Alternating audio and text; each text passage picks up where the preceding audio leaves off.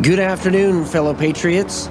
This is Matt Shea, and welcome to Patriot Radio, broadcasting live from deep inside the heart of the future Liberty State. Sponsored once again by On Fire Ministries in the legacy of Dr. Stan Monteith, bringing you the story behind the story and the news behind the news, where it's not about right or left, it's about right and wrong. It's about our hope not being in man, but in Jesus Christ. About not ending in prayer, but moving to action. Your kingdom come, your will be done, on earth as it is in heaven. Father, deliver us from the evil one. Welcome to Patriot Radio. Good afternoon, fellow patriots. This is Matt Shea, and today on Patriot Radio, well, it looks like Ukraine continues the attack on Russian oil. China and India feeling the brunt of a Trump administration. And back here at home, President Trump preparing for something. We'll get into exactly what that is and why with our guest today, James Simpson, author of Manufactured Crisis, The War to End America. Here at Patriot Radio, we want you to be prepared for the times that are ahead, way in advance, and for the times that are already upon us. But you need to follow us on Telegram, patriotradio.us/Telegram. Get your friends and family to do it as well. Real-time intelligence analysis and breaking news there. And you're going to get it before everybody else. Accurate analysis. And when this has happened in the past, people have been actually blown away with how quick and how accurate the open source aggregation has been on this channel. Also, as we go through this, you're going to need prayer. So please take some time. If you need somebody to pray with you, don't be isolated. Don't let the enemy isolate you. Be in community through prayer. patriotradio.us/prayer. Click on the QR code. We have a team standing by to pray with you and for you. Also, and very quickly, here at Patriot Radio, we are also on Patriot TV, broadcast nationally, patriot.tv. And many people don't even know that yet, let alone that we have changed, and really didn't change stations. We've always been on the station, but primarily here for the Pacific Northwest, we're broadcast throughout all of Eastern Washington, Northeast Oregon, Northern Idaho, or parts of Northern Idaho, and also parts of Western Montana on AM 1050, because AM propagation is really good in the mountainous and also the plains region here in the Pacific Northwest, so especially in the inland Northwest. So please check that out, AM 1050, and check out patriot.tv. And that brings us now to your wisdom from the Word. Coming to us from James chapter 4, verse 7. Submit therefore to God, but resist the devil, and he will flee from you. Come close to God, and he will come close to you. Cleanse your hands, you sinners, and purify your hearts, you double-minded. One of the most important things to survive and thrive in the apostasy of this time, but also the greatest harvest in the history of the world, is to hold fast to truth, not be double-minded, be single-minded in God, and also to take a public, and this is what resist means. This is a command from God. This isn't optional. And so when you hear pastors out there saying something to this effect, well, we don't get involved in politics, they're saying a couple things. A, that Jesus has written off a portion of the world, and that portion of the world is not redeemed, which is a lie. It is not true. Jesus wants to redeem the entire world. So we need to highlight this. We need to bring it forward. We're not casting aspersions. We're bringing truth. And we're bringing it in love, because in a time of apostasy, truth is what we need to hold fast to. And the second piece of this is that somehow we don't need to take a public conspicuous stand. And yet in the Greek, this word for resist is take a public conspicuous stand against evil. That's a command of the Lord. We're not supposed to sit silent, not supposed to sit idly by and let evil come into our country, come into our families. So tonight, recommit to the Lord that you're going to obey this command to resist the devil, resist the evil coming in. And ask your pastor, ask your fellow congregants at church, what are they doing? What do they think about this statement in James chapter 4? That brings us to your daily intelligence briefing. The globalist front. The future is built by us. We have the means to make progress on the global agenda. Mandates for COVID-19 vaccines persist for medical and nursing students, which doesn't make any sense because of the literature out there on viral shedding. Why is this still being allowed? And will Secretary Kennedy address it? I think he's getting ready to. Clinical partners really kind of driving the chain. They're daring to demand that students must be vaccinated after many peer-reviewed studies have been released showing the harmful side effects of the COVID vaccines. Or could it be universities? Or could it be other things that are really behind this? I think it's kind of all of the above, or at least a mix. While the majority of healthcare education programs across the nation have ended their mandatory COVID vaccination programs and requirements, there's still a few holdouts, prompting a medical watchdog to sound the alarm. The requirements persist even though President Trump issued an executive order in February to defund medical schools that mandate COVID-19 vaccinations. Lucia Sinatra, co-founder of No College Mandates, rightly brought up. Why is this still persisting? Because I think they want the control mechanism still in place for whatever they're about to do or attempt to do in the near future. Also, Hawaii becomes the first state to charge tourists for their carbon footprint. After blaming global warming for the fires in Maui instead of their own mismanagement, now government is trying to push tourists by slapping them with a carbon footprint tax. Not merely lodging in hotels and vacation rentals, but also cruise ships as well. Hawaii might start to see a downturn if it continues to increase the cost of tourism. That's just the way the world works. And now the China front. China-linked hackers targeted Southeast Asian diplomats, Google says. The attack was largely in support of cyber espionage operations aligned with strategic interests of the Chinese regime, according to the tech giant. Now, Google acknowledging that China has a robust digital battlefield and warfare program as part of their unrestricted warfare strategy. The attack detected by Google in March was likely in support of cyber espionage operations aligned with strategic interests of the People's Republic of China, according to Google's threat intelligence group. Hackers employed tactics such as captive portal hijacking to deliver malware disguised as legitimate software or plugin updates, which ultimately allowed them to install the backdoor into their targets' systems. We need to be aware that every area of life is a battlefield. Chinese, and we need to treat every area of our lives appropriately because of that fact. Also, the U.S. charged 12 Chinese hackers, officials for cyber operation whose targets included the Epoch Times. U.S. authorities have charged a dozen Chinese contract hackers and law enforcement officials for their involvement in a years-long hacking campaign to steal data from the U.S. government and undermine dissident groups. Interesting that Epoch Times was named because they have been an outspoken critic of China. And this is what communists do. Also, Fortescue profits plunge 41% on weak China demand and push for green iron, or so-called green iron, continues. An Australian mining company, Fortescue, reported this massive decline in profit. And this really shows volatility in Chinese iron ore demand and commodity prices could adversely impact our financial results and future cash flows.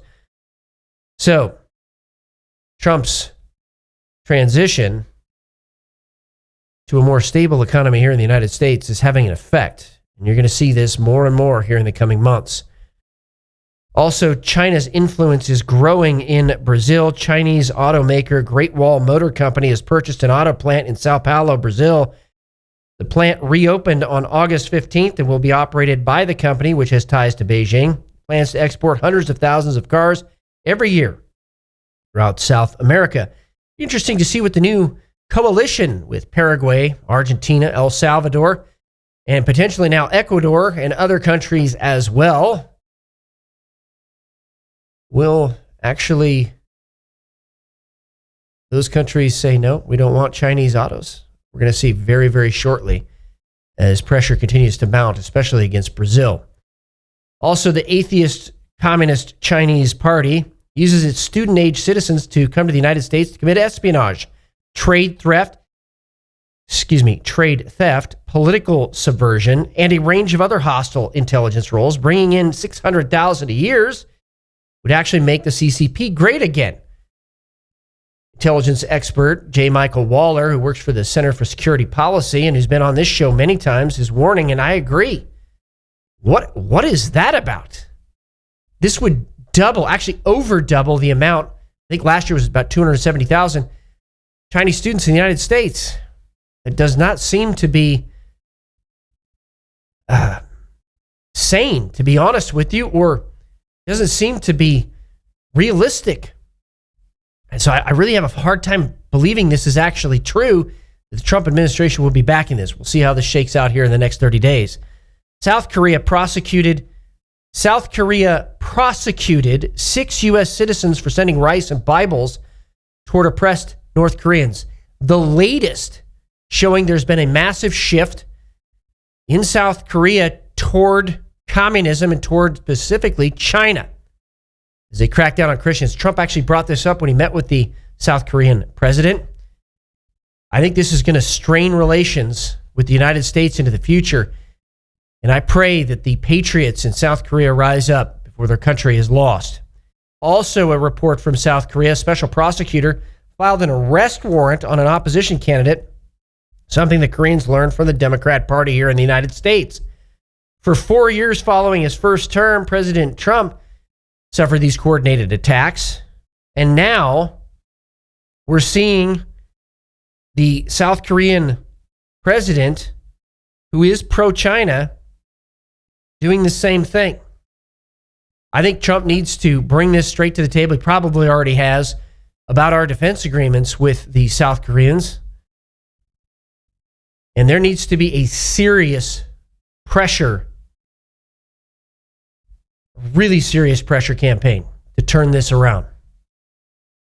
Also, Trump 45 slapped tariffs on China in 2018, citing its massive technology theft. At that time, Chinese Communist Party intellectual property theft caused the United States $225 billion and $600 billion, respectively, annually.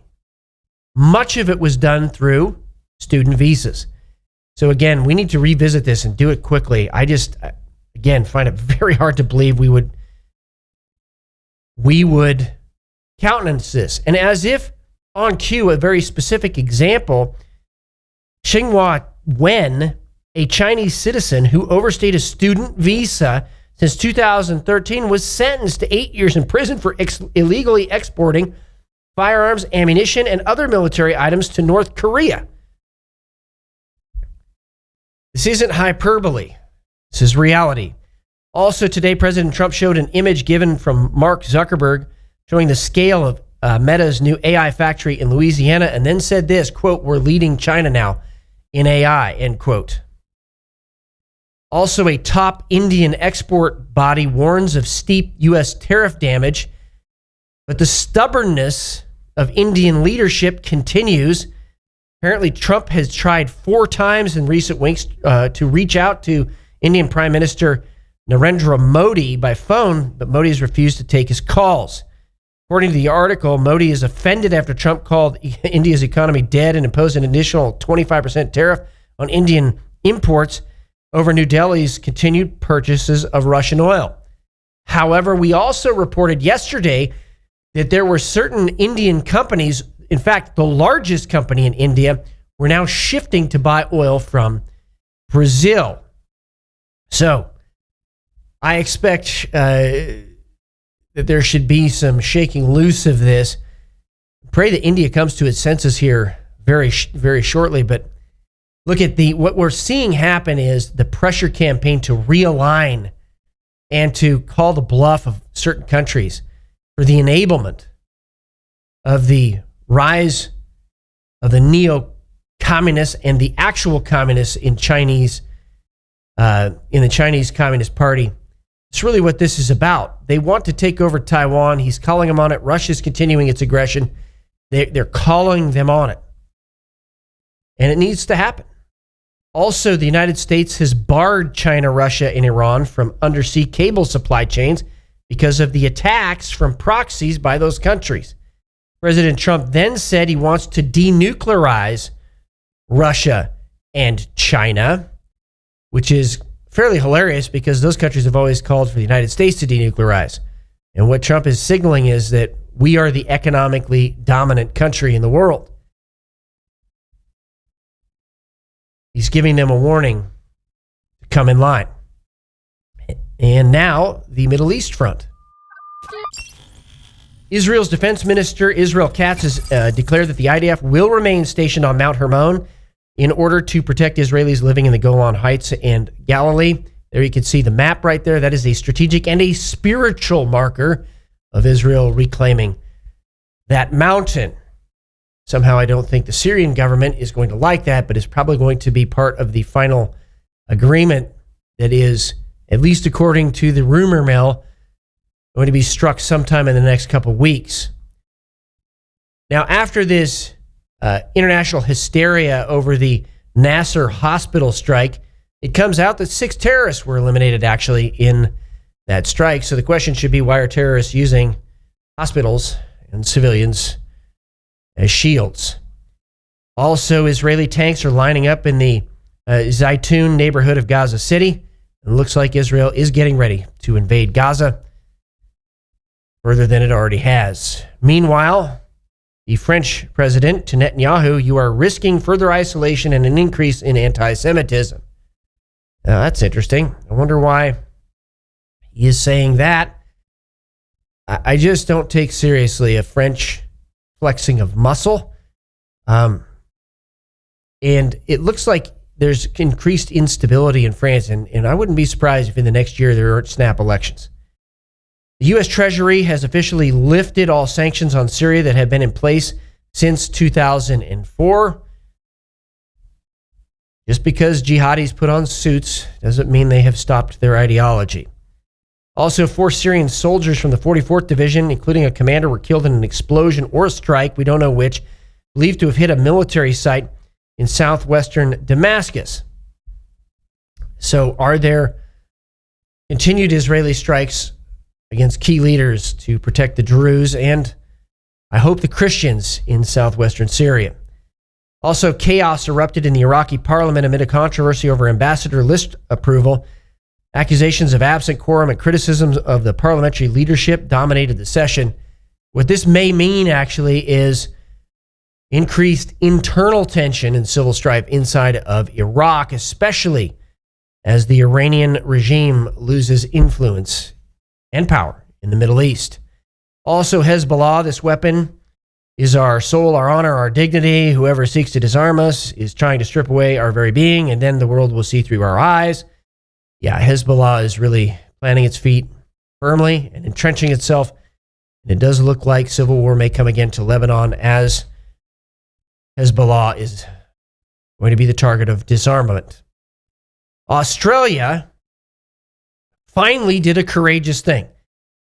After news came out that the Islamic regime in Iran last year orchestrated terror attacks against Jews in Australia, PM Anthony Albanese has decided to expel the Iranian ambassador and terror listed the IRGC.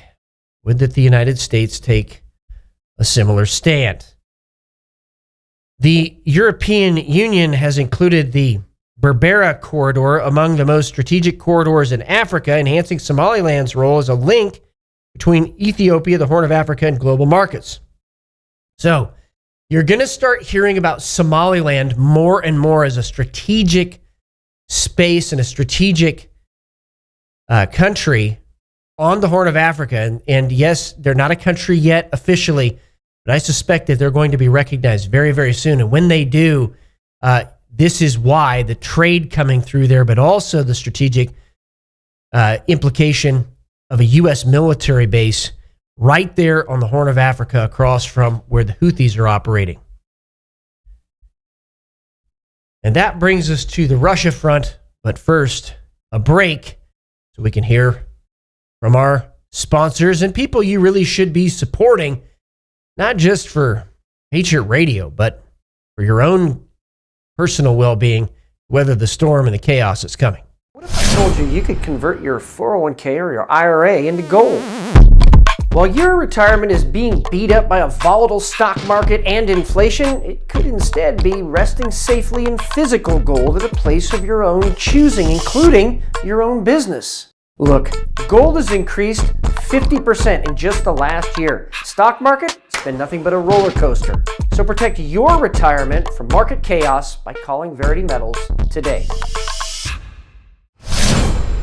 And now the Russia front.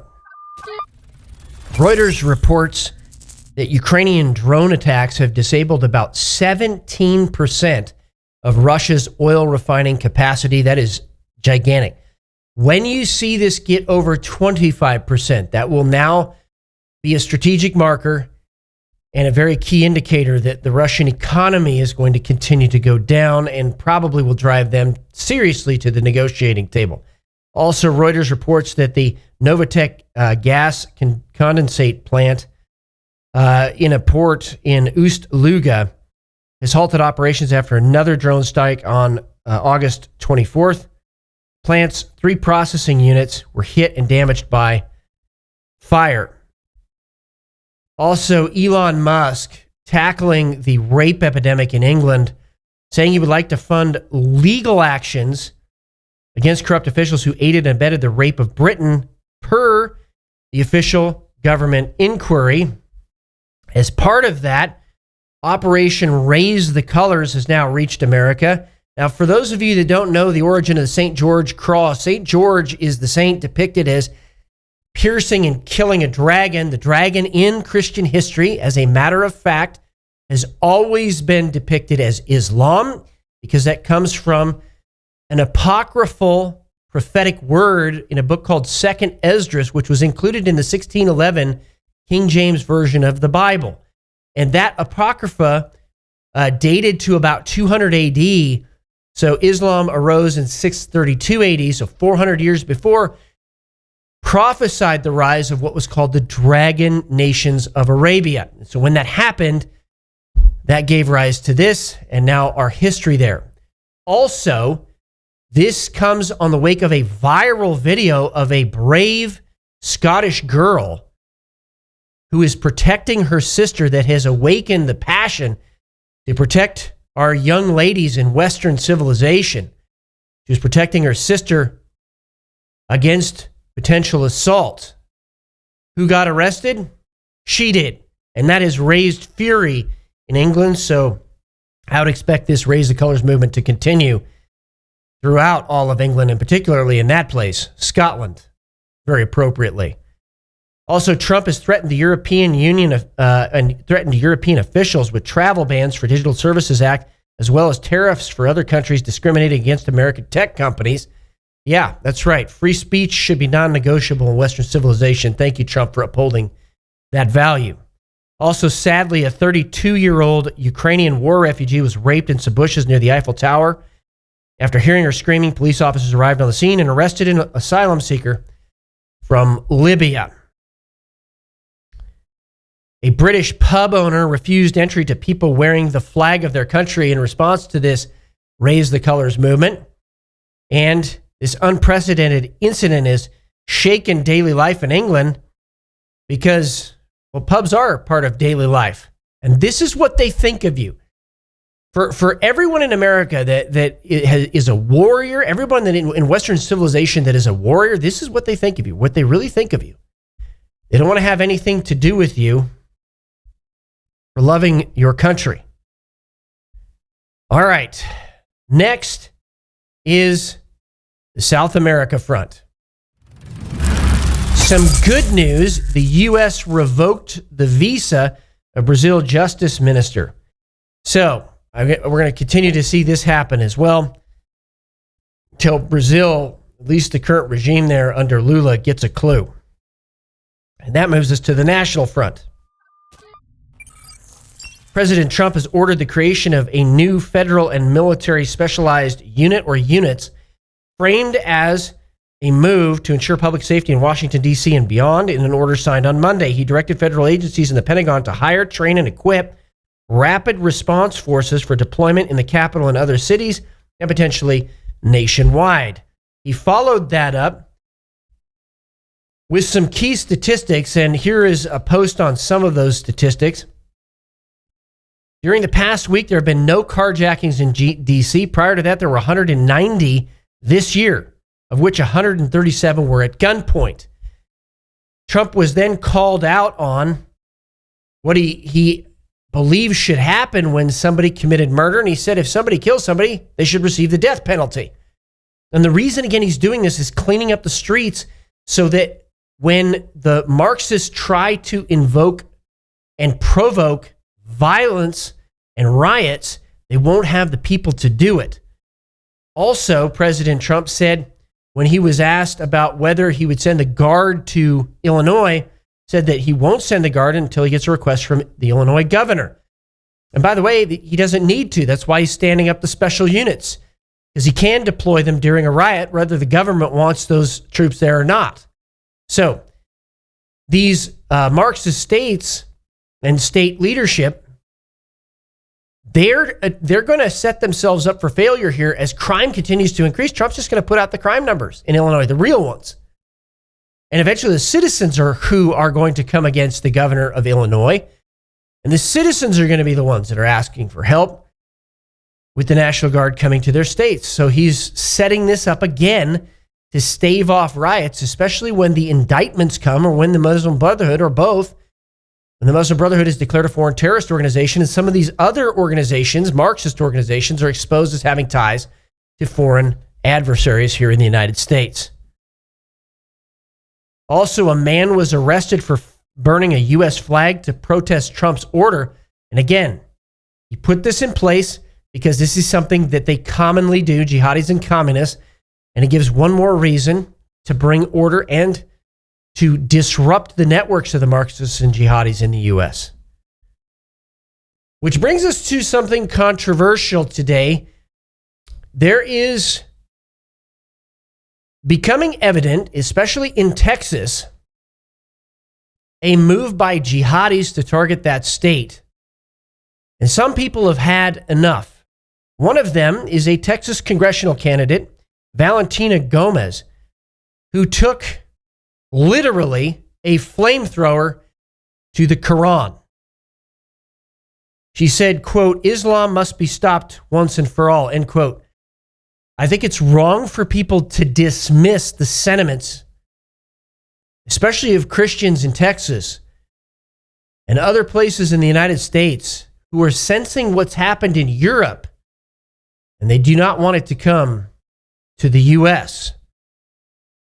I think our eyes are going to be on Texas to see what happens here in the near term to combat those that are practicing and trying to enforce Sharia law there. Now, some of those folks will immediately say, well, there's no such thing as Sharia law. It's Allah's divine law. Okay, whatever. All of this needs to be in and comport with, in alignment with, and comport with the Constitution of the United States of America and the Constitution of the state of Texas. You don't get to invent your own new system. This is the system here. And the citizens are pushing back on that right now. Stephen Mirren's appointment to the Federal Reserve is just an interesting thing, but it's not just another personnel move. It's the placement of Trump's reset architect inside the very institution that will help carry out America's most ambitious economic overhaul in generations. So as we've talked about here on Patriot Radio, there is a transition between systems happening, and now Zero Hedge calling out who the architect of that is inside now the Federal Reserve. Also, Trump says U.S. steel production is up by 100,000 tons a week. That's making America great again, and that is a retooling of the manufacturing sector here in the United States.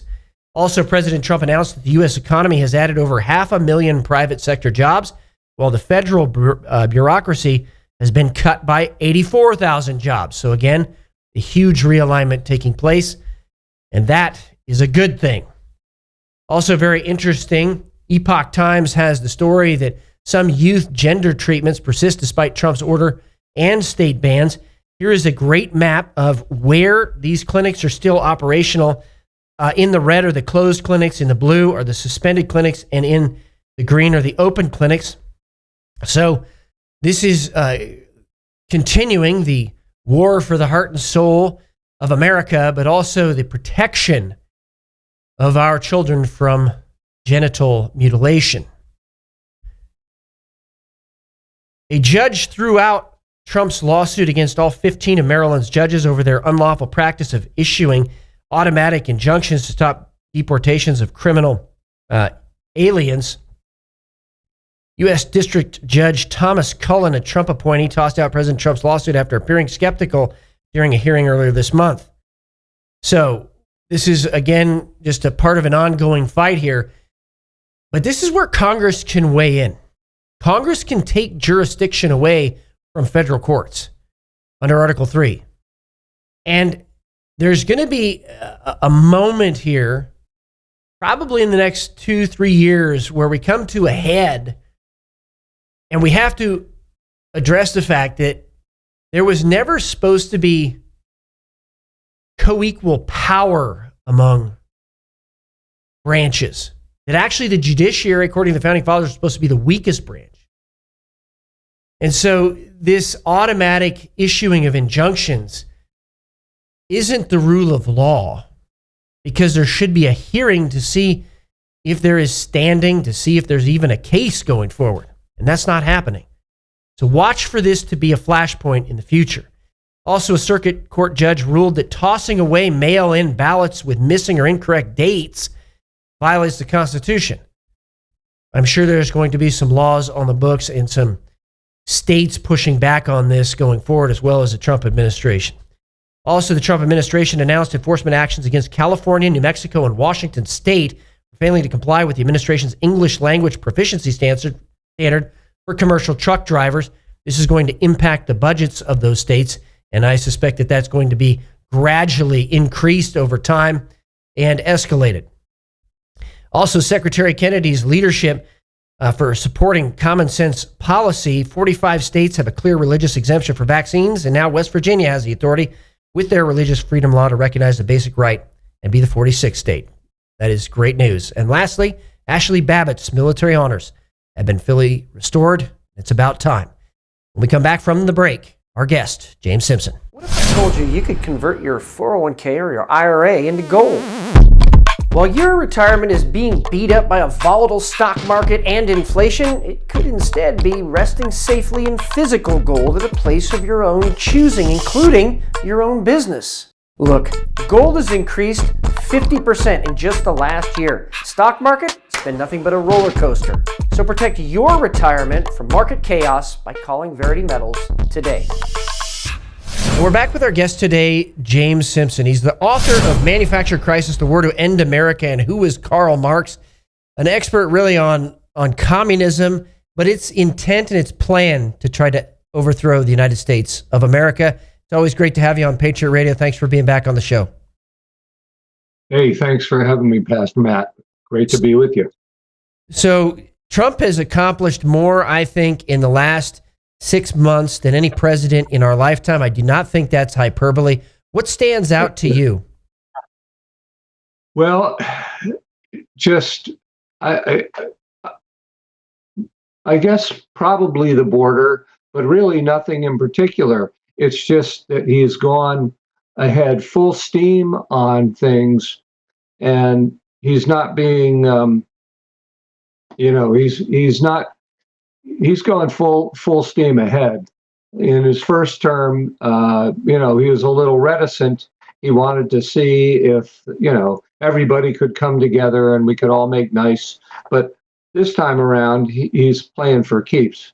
And it's very important, in fact, absolutely essential that he does that. The only thing that I wish we could see more of was a cooperation with him from the Congress. I mean, and we've talked, I've talked about that many times before, and people ask, why the heck isn't Congress getting behind President Trump? I mean, he won with an absolutely indisputable mandate. People are registering Republican around the country. What was it? Democratic registration in a lot of states is now down to like 30% or something like that. Yep. And but yet Republicans in the House and the Senate are reticent.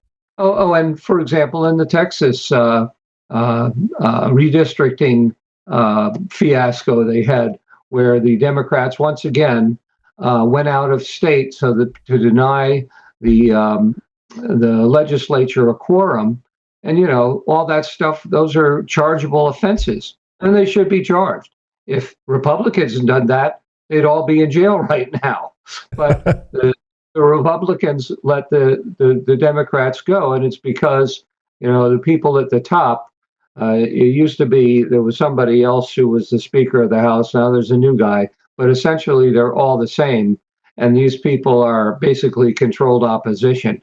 They are really totally unreliable, and it's either because they are very corrupt and have been paid off, or because they've been compromised by some, unacceptable facts about their personal lives that they don't want getting out.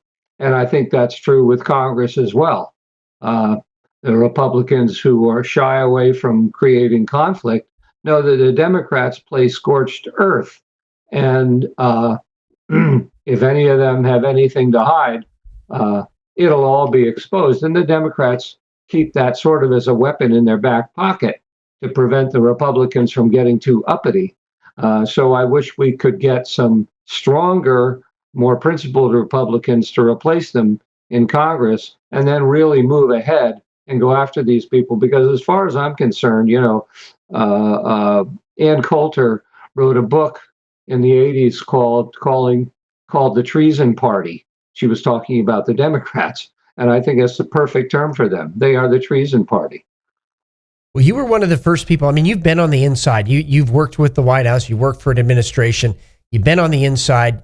And you were one of the very first people to blow the whistle and really raise awareness to the Cloward-Piven strategy, the idea of the communists to overwhelm the system, to try to crush it from within. And right now, Trump seems to be taking away all of their ability to try to overwhelm the system at this point. And he's doing a really good job on it. My book, Manufactured Crisis, essentially the Cloward-Piven strategy is not the core, but it's part of the core of the manufactured crisis idea. And it actually originated much earlier.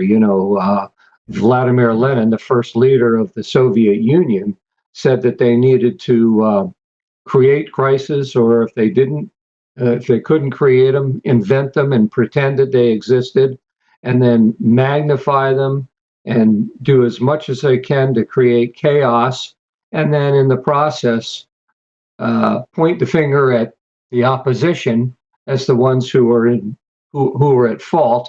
And of course, that's exactly what they're doing now. They blame us for everything they do, and all the stuff that they're doing is absolutely outrageous, and then just magnify and then provide solutions to those crises that create even bigger crises, and so on and so forth, until the targeted society, in this case, the United States of America, the Soviet main enemy, collapses, and then they get to take over. And the Cloward-Piven took that idea and they actually applied it. They applied it first to welfare. Most people don't know that Richard Cloward was the inspiration for President Lyndon Johnson's Great Society program. And the Great Society, of course, was a vast expansion of welfare. And Johnson had a whole different idea. He said, we'll have them voting for us for 200 years. I won't use the N-word that he did, but he said, we'll have them voting for us for 200 years. That was his goal. But Richard Cloward said, and Frances Fox Piven, his wife, co-conspirator, both radical Marxists, said, welfare is dousing the fires of rebellion. And they don't want that. They don't want a contented, sedated poor. They want a violent, angry poor. But ironically, their way of making that happen was to create such a vast welfare program that if everybody that was entitled to all of their uh, benefits signed up, Right. that it would overwhelm the government with demands for services and would cause a financial collapse. And it did that in New York City in the 1970s. And Mayor Giuliani later accused the two of economic sabotage. He said they were the ones that caused that. And he was absolutely right. Of course, it was an organization called the National Welfare Rights Organization, which became nationwide. And then they promoted, guess what, in the 70s, the $15 minimum wage. But their big solution to the welfare problem was a guaranteed annual income. And in today's dollars, that would have been between $40,000 or $80,000 for a family of four. Now, does that take the place of welfare? Is that less expensive than welfare? Add up the numbers. It's much more expensive. So it's an add-on, and welfare, of course, the other programs wouldn't go away. They never do. So this would just be an add-on. So it's a solution that creates an even bigger crisis that ultimately they figured more and more and more of the same, and the whole society will collapse. And the biggest crisis strategy of them all is, of course, open borders, because they have taken that and magnified the welfare spending to millions of illegal aliens, which is not even legal, let alone being affordable. And then Cloward and Piven also were the authors of the National Voter Registration Act, commonly called the Motor Voter, and that enabled a group that they formed, ACORN, the Association of Community Organizations for Reform Now, to hype both subprime mortgages, which created the financial collapse in 2008. That was another Cloward-Piven strategy, and also enabled them through the National Voter Registration Act to register millions of bogus registrations for Mickey Mouse and Donald Duck, and people that didn't live in a legitimate address, all for the purpose of creating chaos in the electoral system, overwhelming the electoral system with problems, and also creating an opening for vote fraud. Well, yeah, and I want to go to that point right there, if I may, James. Absolutely. There's also now, and JD Vance was asked about this, and the answer was just, it wasn't as strong as it could have been. What we're dealing with in the United States is apportionment fraud. That's what we're dealing with, because what they did is they overwhelmed the citizens, or overwhelmed the system with non-citizens, and then representation was skewed. So while they were aggressively gerrymandering East Coast states so that there was no Republican representation in Congress in these East Coast states, then they started to do it this backdoor way in states like Texas. They said, no, we're gonna level the playing field again to what it was originally intended, with one citizen, one vote, not non-citizens representation. Right. And so this ultimately is going to go to this question. The Democrats right now, and the language and the rhetoric that's coming out, is one that looks like they're going to try to foment civil unrest, culminating by 2028, the presidential election. How are you seeing this play out? Well, I'm actually surprised there hasn't been more civil unrest since President Trump was elected. I really honestly expected to see riots in the street after the elections, but of course, as we've seen with the work by ICE to round up illegal aliens and ship them back home, or prosecute them for the crimes that they've committed, you have this vast collection of radical leftists, Antifa types, Black Lives Matter types that are rioting in the streets about that. And so, I think there are a lot of different circumstances where that same thing will happen, unless, and it may not, because, for example, President Trump brought the National Guard into Washington, D.C. And as a result, in the past month, Washington, D.C. has seen crime plummet to levels not seen in decades. And so I think this time he's much more willing to do that kind of thing all over the country, especially in those cities and states where the Democrats absolutely refuse to do anything and allow rioters to destroy businesses, housing, and even kill people, which they have done. And so there may be riots over that, but I think by the time that comes around, President Trump's message is going to be pretty clear that you behave in that kind of fashion and you're going to go to jail.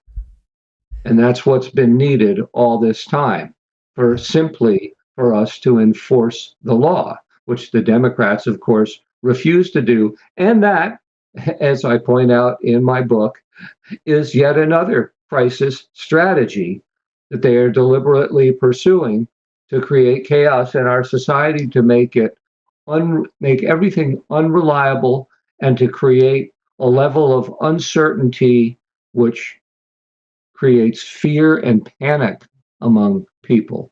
And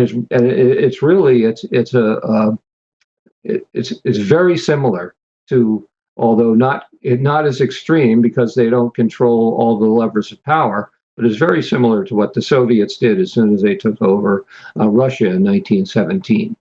Sure, they followed the strategy, which was really, I think, articulated well by Yuri Bezmenov, that there was supposed to be demoralization, taking the morals out of society, destabilization, crisis and chaos, and then normalization, or the new normal. And when we come back from the break, I would love to discuss this more about their attempts to really bring this to a crisis chaos moment in the United States, and how the Russia hoax has been part of this. Back from the break soon with Jim Simpson. What if I told you could convert your 401k or your IRA into gold? While your retirement is being beat up by a volatile stock market and inflation, it could instead be resting safely in physical gold at a place of your own choosing, including your own business. Look, gold has increased 50% in just the last year. Stock market, it's been nothing but a roller coaster. So protect your retirement from market chaos by calling Verity Metals today. And we're back from the break with our guest today, James Simpson, crisisnow.net, author of Manufactured Crisis, The War to End America. And we've been talking through the process that the Soviets used to destabilize countries and ultimately take over countries, starting with demoralization, destabilization, then crisis and chaos. And what we're seeing Trump do, I think, is to stave off the crisis chaos phase by cracking down in D.C., some of the new executive orders targeting flag burning, obviously, because that is what the jihadis and the communists will do every time. How do you think, and what do you think Trump should be doing going forward from here to really fight back so that we don't have a civil war, civil unrest here in the United States? Well, the communists, which is what essentially the radical left in this country, they are all communists, anarchists, people of that stripe. They all need to go to jail. They need to go to jail for the things that they've been doing, and they need to seriously face consequences. They're cowards. That kind of activity will end overnight. But I think what's more important is to infiltrate those groups and find out who the leaders are, because this is not simply a domestic problem. As we saw in Houston, Texas, Antifa and Black Lives Matter were taking their orders from the Chinese Communist Party, the Chinese Communist Embassy in Houston, or the the consulate in Houston, and that kind of thing is happening all over. The Communist Party USA was always funded by the Soviet Union, and the people who were communist members of the Communist Party USA took their orders directly from Moscow. They had contacts with the consulates in various parts of the country, the embassy, and were basically guided on what they should be focusing on from day to day. So that makes them literally foreign agents, and very few were prosecuted at all, with the exception of the Rosenbergs, who got what they deserved. But I mean, Alger Hiss, I think, got off with a perjury charge. Harry Dexter White, who was probably more responsible for getting us into World War II than anybody else. Yep. Who was responsible for the communist Chinese Maoists taking over in communist China by, as a Treasury Department top-level employee, withholding the funds that Congress had appropriated to help the nationalists purchase the arms that they need to continue fighting the communists. He never faced consequences at all. Instead, Harry Truman sent him off to found the World Bank and the International Money Fund. Yep. and so these people need to face consequences, but more importantly, if the FBI has truly been reformed, and I hope Dan Bongino and Kash Patel can do it, put them back on the track of what they were originally created to do, which is largely domestic national security. They're supposed to be the American equivalent of MI5. Instead, that they get involved in all of these other things, and that aspect has become the least important of all their tasks. But they need to infiltrate these groups, these Antifa groups, find out who the leaders are, find out what their networks are, find out what their sources of income are, find out who guides these network leaders, and put them all in jail. That's what he needs to do. But that is a huge task.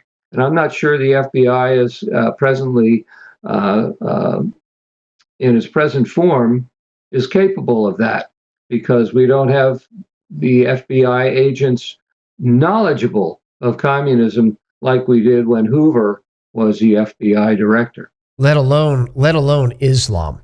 And you have,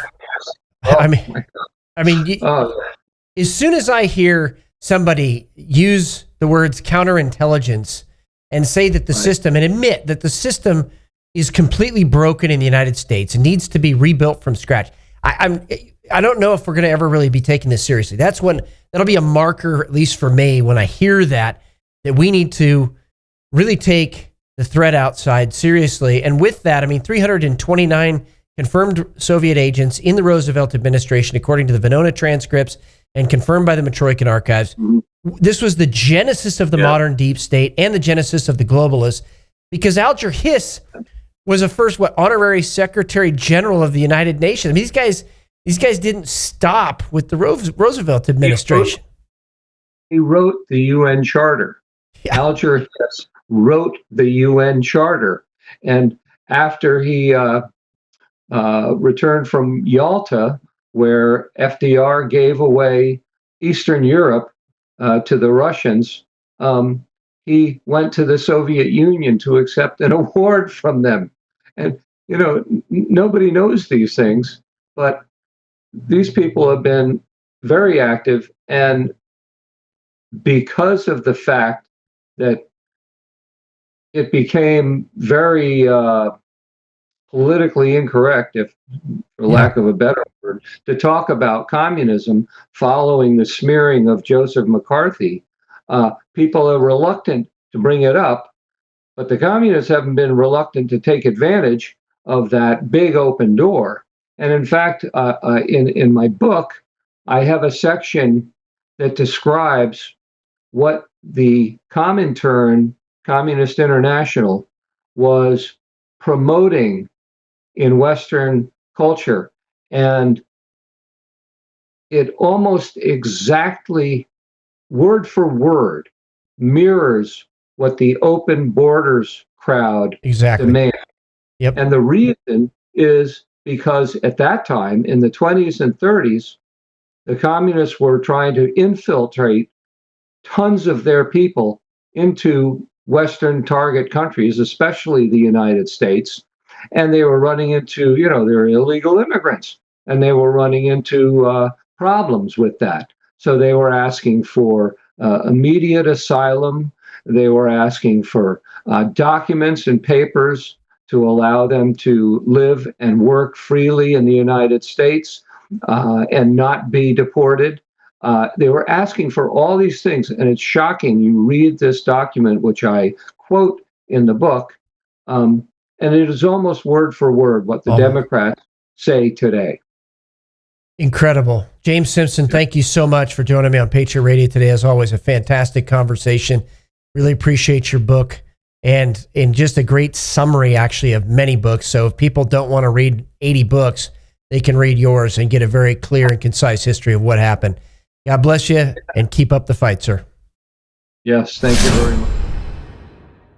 James Simpson, again, author of Manufactured Crisis, The War to End America.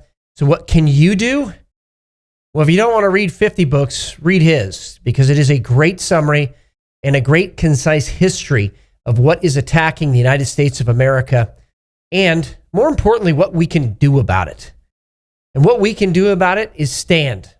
Resist evil by taking a public, conspicuous stand against it, calling it out for what it is, not being afraid to call it out for what it is, so that our kids, our grandkids as well, can live in peace and prosperity and freedom.